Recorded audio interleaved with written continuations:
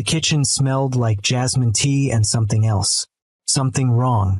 Jun-suk pushed open the front door of his Seoul penthouse at 11:47 p.m., loosening the tie around his neck. The meeting with the Busan suppliers had run longer than expected, and exhaustion pressed against his temples like a vice. He called out for Nicole, but silence answered him. Not the comfortable silence of sleep, but the heavy, suffocating kind that made his instincts scream. He found her on the marble floor. Nicole lay crumpled beside the kitchen island, her dark skin ashen, lips tinged with an unnatural blue. A shattered teacup spread across the floor in jagged pieces, liquid pooling around her fingers. Her body convulsed once, violently, and foam gathered at the corner of her mouth. Jun-suk dropped to his knees, his hands shaking as he pulled her into his arms. Her pregnant belly pressed against him. 7 months of life they had created together. He pressed 2 fingers to her neck. Her pulse was there, but faint, irregular, like a dying drum. Nicole, stay with me. His voice cracked. He had negotiated with warlords, stared down the barrels of guns, ordered executions without flinching.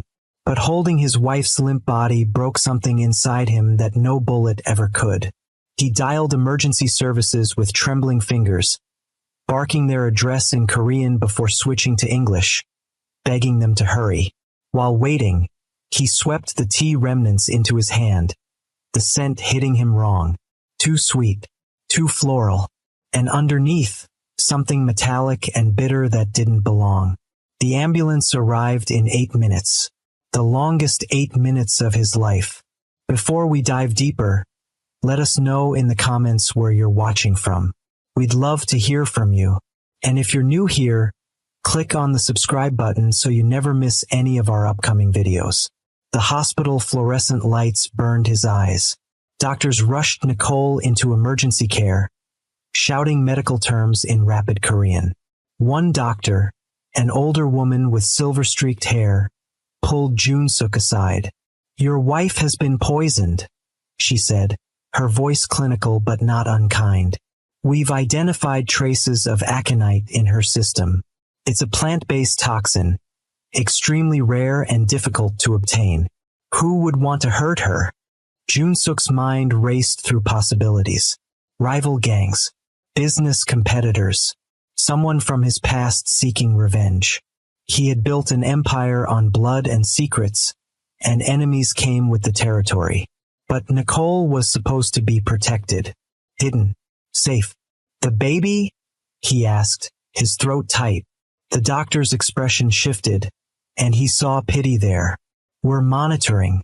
The fetal heartbeat is weak but present.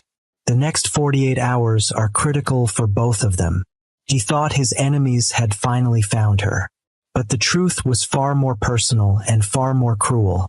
6 months earlier, Nicole Simmons had walked into his life wearing a navy suit and carrying a portfolio that weighed more than her confidence. She had flown from Atlanta to Seoul for a senior analyst position at Jun-suk's tech company, a legitimate business that served as the public face of his less legitimate operations. The interview took place in his corner office, floor-to-ceiling windows overlooking the sprawling cityscape. Nicole sat across from him, her natural hair pulled back in a professional bun, her dark eyes sharp and assessing. She didn't flinch under his gaze the way most candidates did. "Your projections for the Southeast Asian market are aggressive," she said, flipping through the company brief he'd provided. "Almost recklessly so. You're banking on government contracts that haven't been secured and infrastructure that doesn't exist yet." Jun-suk raised an eyebrow. And it's brilliant," she continued, leaning forward. "If you diversify the supply chain and hedge against political instability with secondary partnerships in Singapore and Malaysia, your current model puts all your eggs in one basket.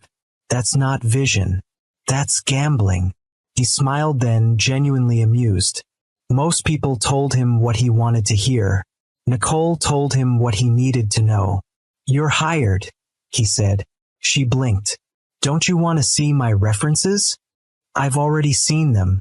I've also seen your thesis on emerging markets from Georgia Tech and your work with the Carter Center's conflict resolution program. You're overqualified for this position, which makes me wonder why you're here. Nicole met his eyes without wavering. I want to build something that matters. And I heard you don't accept mediocrity. I don't, he confirmed. Welcome to the team, Miss Simmons. What he didn't tell her was that his company was a carefully constructed front, laundering money from his family's criminal empire through legitimate tech investments. What he didn't expect was that she would make him want to be more than the sum of his darkest choices. The first month, they barely spoke outside of business meetings. Nicole immersed herself in market analysis, impressing his executives with presentations that challenged their assumptions. Jun-suk watched from a distance, fascinated by how she navigated the male-dominated corporate culture with grace and steel. The second month, late nights at the office became routine. They'd order takeout, Korean fried chicken, and pickled radishes, arguing over expansion strategies until the cleaning crew arrived. Nicole asked him about his childhood, and he found himself telling her things he'd never shared. How his father had built the organization from nothing. How duty and honor weren't just words but chains that bound him to a life he never chose. You could choose differently now, she said one night, sitting cross-legged on the office couch, sauce smeared on her chin. Could I? He handed her a napkin. Legacy isn't something you walk away from. Legacy is just a story we tell ourselves to justify staying stuck, Nicole replied. You're smarter than that. He wanted to argue, but her words planted seeds he couldn't ignore. The third month, someone tried to kill him. A rival faction sent 3 men to his car after a late meeting. They were professional, efficient, and would have succeeded if Jun-suk hadn't been trained since childhood to expect violence. He disarmed the first attacker, broke the second one's arm, and shot the third in the leg before his security detail arrived. Nicole witnessed it all from the office window. She cornered him the next morning, her hands shaking but her voice steady. What the hell was that? Jun-suk sighed, closing his office door. You should sit down. I don't want to sit down. I want you to explain why 3 men tried to murder you in the parking garage. He told her everything. The money laundering, the protection rackets, the weapons trading and gambling operations that funded legitimate businesses across Asia. His family's position in the Korean underworld, carefully balanced between traditional Yakuza structures and modern criminal networks. Nicole listened without interrupting, her expression unreadable. I'm resigning, she said finally. I understand. You understand? She laughed bitterly. I came here to build something good, and instead I've been working for a criminal enterprise. Do you have any idea how that makes me feel? Used, Jun-suk said quietly. Deceived. Angry. I would feel the same. Then why did you hire me? Why bring someone like me into this? He met her eyes. Because you saw potential in my projections that no one else did. Because you're brilliant and honest, and I wanted that near me. And because... He stopped, uncertain how to continue. Because what? Because being around you makes me want to be better than what I am. The silence stretched between them, heavy with implications neither was ready to name. Nicole left his office that day, and he thought he'd never see her again. But she returned the next morning with a proposition. I'll stay, she said, on 3 conditions. First, you keep me out of anything illegal. Second, you start transitioning legitimate profits away from criminal funding. And third, you tell me the truth from now on. About everything. Jun-suk stared at her. Why would you do that? Because I see what you could become. And because walking away feels like giving up on something that matters. They shook hands, and he knew in that moment that he was falling in love with her. If you're enjoying this story, hit that like button and let us know in the comments what you think will happen next. Your engagement helps us bring you more incredible stories like this one. But love in his world came with shadows. and the darkest shadow had a name. Yoon Hae-rin. Jun-suk's ex-wife appeared at a charity gala 2 weeks after Nicole agreed to stay. Hae-rin glided through the crowded ballroom like she owned it, which in many ways she did. Her family controlled shipping routes across the Pacific, their wealth old and vast, their criminal connections deeper than Jun-suk's. Their marriage had been arranged when he was 26, a strategic alliance between families. Hae-rin was beautiful in the way expensive things are beautiful, perfectly maintained, coldly elegant, and utterly untouchable. They had lived together for 3 years in a house that felt like a museum, speaking only when necessary, sharing a bed but never intimacy. The divorce had been quiet, negotiated through lawyers and intermediaries. She kept the house. He kept his freedom. They hadn't spoken in 8 months. Until now. Jun-suk, Hae-rin said, appearing at his elbow with champagne in hand. I heard you hired someone new, an American analyst. How progressive of you. Her eyes tracked across the room to where Nicole stood talking to investors, animated and genuine in a way Hae-rin never was. She's talented, he said neutrally. I'm sure she is. Hae-rin's smile didn't reach her eyes. Just remember that our world has rules. Some women understand them. Others don't. It was a warning wrapped in politeness, and Jun-suk recognized it for what it was. Hae-rin saw Nicole as a threat, though he couldn't understand why. Their marriage was over. What did it matter who he worked with? He would understand too late. Over the following months, Jun-suk and Nicole's relationship deepened. Stolen kisses in empty conference rooms. Weekends exploring Seoul's neighborhoods. Nicole marveling at temple architecture while he marveled at her. She taught him to see his city through new eyes, and he taught her Korean phrases that made her laugh. You're different when you're with me, she observed one evening, lying beside him in his apartment. Lighter. You make me want to be different, he admitted. Nicole, I need to tell you something. She propped herself up on one elbow. What? I want to marry you. I want to leave all of this behind. The organization, the violence, everything. I want to build a life that's ours, not inherited or obligated. But I need to know if that's something you want too. Nicole's eyes filled with tears. Are you serious? I've never been more serious about anything. She kissed him then, and her answer came in the way she held him like he was something precious rather than dangerous. They married in secret 3 months later, a small ceremony at a private temple outside the city. No family, no announcements, just them and a future they were choosing together. Hae-rin found out within a week. The first sign was flowers delivered to Nicole's desk. White chrysanthemums, funeral flowers in Korean culture. The card read simply, "Congratulations on your marriage." The second sign was business deals falling through. Partners who had been reliable suddenly backed out, citing mysterious concerns. Suppliers delayed shipments. Investors grew nervous. Jun-suk knew his ex-wife's signature when he saw it.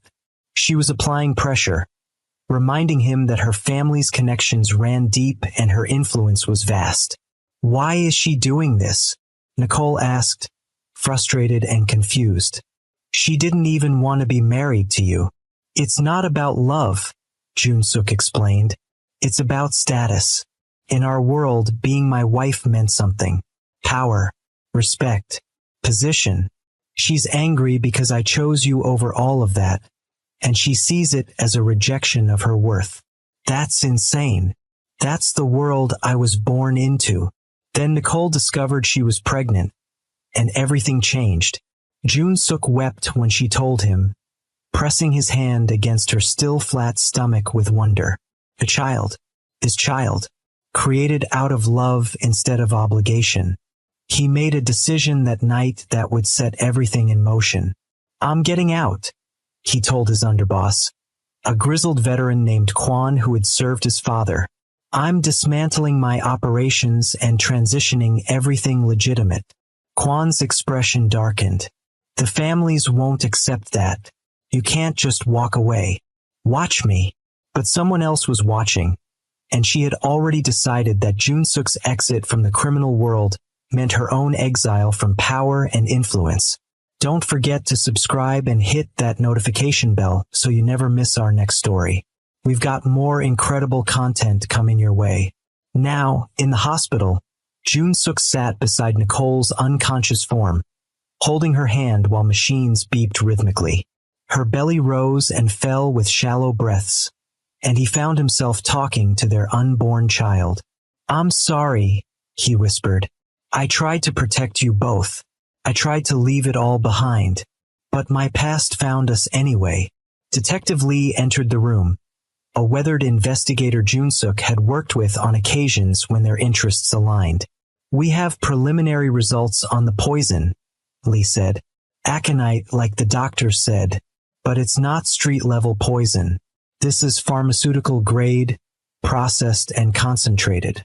Whoever did this had access to serious resources." "Suspects?" Jun-suk asked, not looking away from Nicole. "Too many. Your rival in Busan, the Choi family, has been expanding aggressively.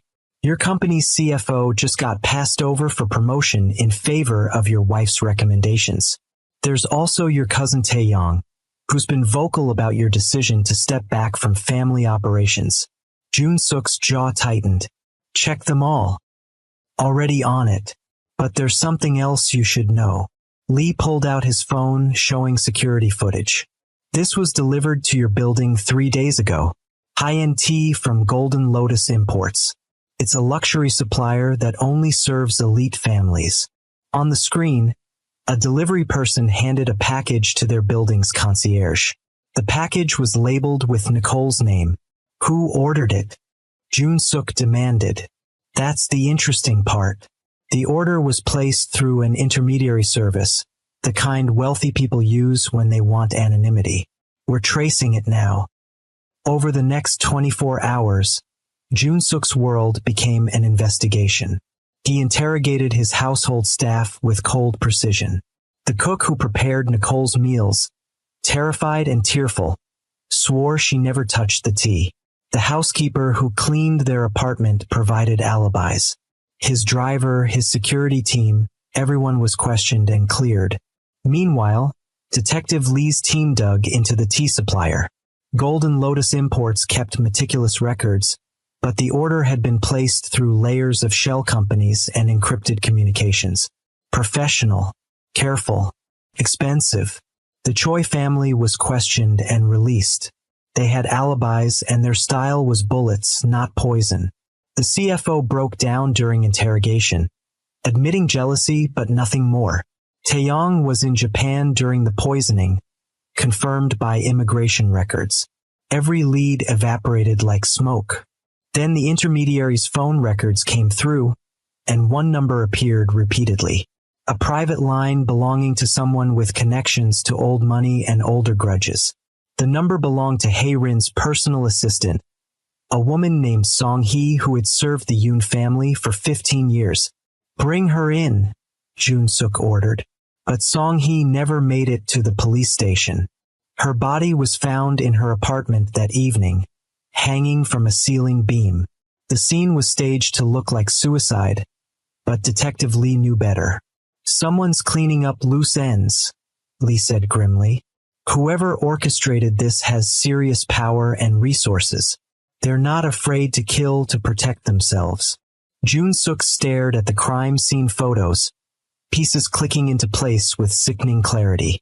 The elite tea supplier, the intermediary service, the assistant's connection to Hae-rin, the staged suicide to silence a witness. Only one person fit all those parameters. He left the police station and drove to the Yoon family estate, a sprawling compound in Gangnam that spoke of generations of wealth and influence. Security tried to stop him at the gate, but Jun-suk's reputation preceded him. They let him through, unwilling to start a war.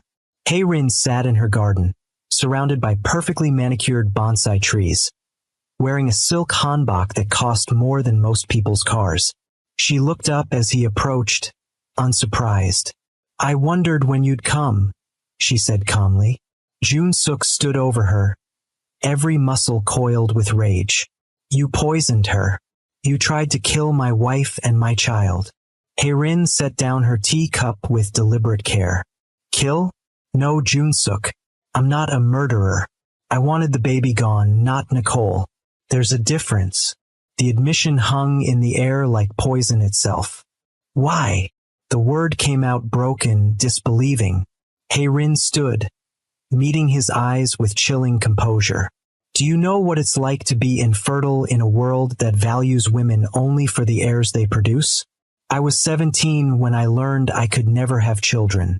17, and already worthless in the eyes of families like ours. That's not Nicole's fault. That's not our baby's fault. No, Hae-rin agreed. But watching you build a family with her, watching you give her everything I could never have, watching you dismantle the empire that was my only source of power, that became unbearable. I thought if she lost the baby, you'd see her as I was seen. Broken. Insufficient. And maybe, just maybe, you'd remember that legacy matters more than love. Jun-suk's hands trembled with the effort of not striking her. You destroyed an innocent life out of jealousy and spite. I destroyed a threat to my position, Hae-rin corrected. You chose love over legacy, Jun-suk. So I chose legacy over love. We each made our decision. You're insane. I'm practical. In our world, power is everything. Your American wife doesn't understand that. She thinks love conquers all, that you can just walk away from who you are. But you can't. And now you never will, because you'll spend the rest of your life remembering what love cost you. Her words were calculated cruelty, designed to wound in ways violence never could. And they worked. If you've made it this far, drop a like and share this video with someone who loves intense stories. Let's get this story to 10,000 likes. At the hospital, Nicole woke up 3 days after the poisoning. Jun-suk was at her bedside when her eyes fluttered open, and for a moment, hope blazed in his chest.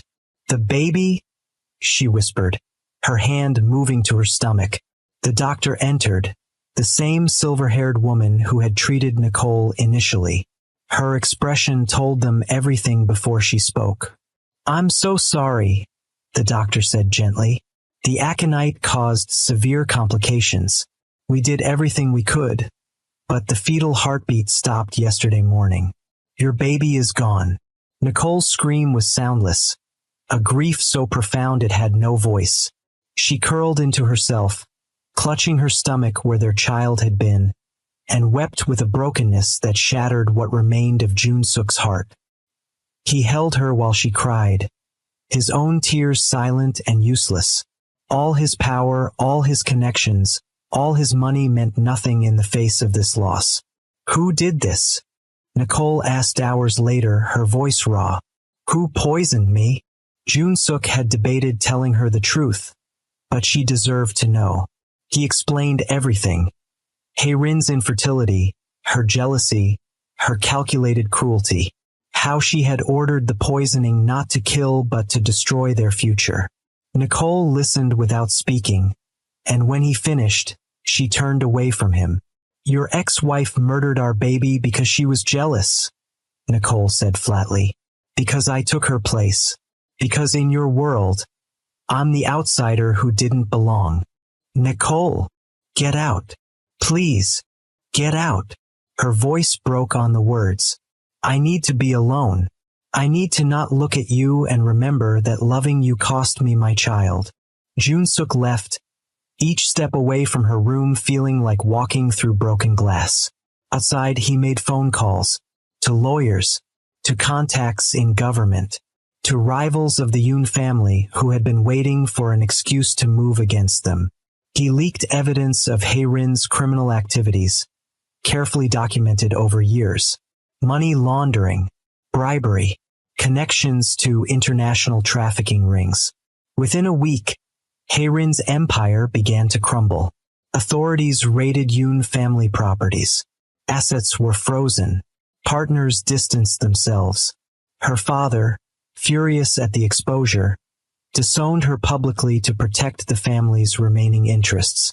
Hae-rin was arrested on a Tuesday morning, led from her estate in handcuffs while news cameras captured her fall from grace.